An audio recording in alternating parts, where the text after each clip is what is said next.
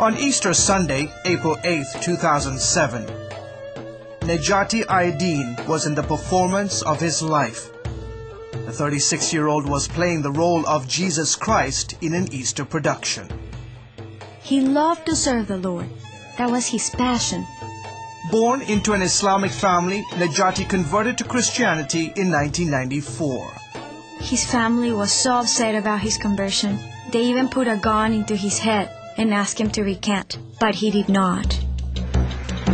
Sitting in the audience that Easter morning were 5 Muslim men who had befriended Necati.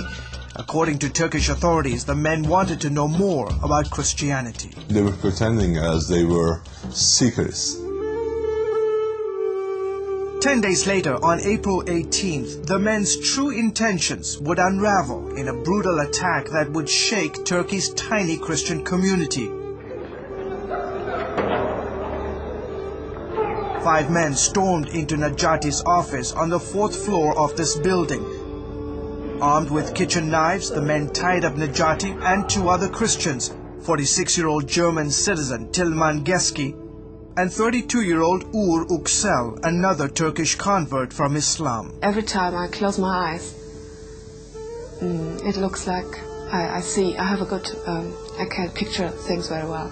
So when I close my eyes, I always see him sitting in the office. Tilman and Susanna moved to Malatya in 1997. They knew that living here wasn't going to be easy. The city has deep Islamist and nationalistic roots. Anti-Christian sentiments run high here. This was a tense place. Yes, we know this.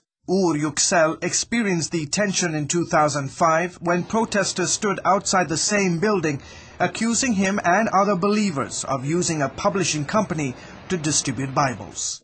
The Bible tells us that when we accept Jesus into our lives, we must be willing to count the cost. What happened next behind this door is still under investigation, but authorities tell us that for 2 hours the men were repeatedly tortured. He had lots and lots of bruises. I must have been beaten up a lot. During the torture, the men forced our husbands to recite Islamic prayers and to try to get them to renounce the Christian faith. Police were dispatched to the scene after getting calls from a nearby office about suspicious activity. Sources are telling CBN News that as soon as the suspects heard the police coming, they decided to end the lives of the 3 Christians. What did they do to these 3 men? They cut their throat. When the police burst through the door, they found the 3 with their hands and legs tied to chairs. Tilman and Necati were dead, their throats slit open. In this video obtained by CBN News, the police can be seen arresting some of the suspects inside the office. The alleged ringleader tried to escape by jumping from the 4th floor balcony. He is still in the hospital. Uğur was on the floor, but still breathing. He was rushed to the hospital, but died several hours later. The suspects reportedly told investigators that they killed the men in defense of Islam. All 5 were carrying a letter that read, "This should serve as a lesson to the enemies of our religion. We did it for our country."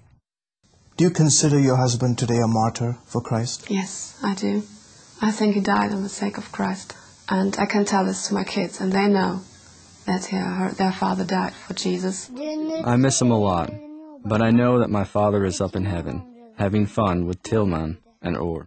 The attack was the 3rd against Christians in Turkey. A Catholic priest and a prominent Armenian journalist were killed in the last 12 months. Christians make up less than 1% of Turkey's 70 million people. The rest are Muslims. Evangelicals are even a smaller minority, numbering less than 3,500. Most of them are converts from Islam. The situation for Christians has gotten particularly worse in the last couple of years, especially after repeated negative stories about them in the national media. Take, for example, this particular publication. It says, 10,000 have become Christians. Turkey gripped in fear. Mustafa Akyol, a prominent Turkish journalist, believes that such false claims only fuel the anti-Christian sentiment. The media, unfortunately, has repeatedly depicted missionaries as the 5th column of Western imperialism. and this Western imperialism supposedly tries to carve up Turkey into pieces. And it's not just the media. Turkey's National Security Council has listed missionaries and several evangelical groups as threats to the country. They have set us up as a target for someone or whoever wants to make himself a hero. And, the government, the media is saying that these people are poisoning the minds of individuals and children and youth. And so anybody, any youth will get up and say, hey, if I kill one of these, then I'll look good. Turkey is a secular country. Freedom of religion is guaranteed under the constitution. But some fear the country is edging towards a religious state ruled by radical Islamists.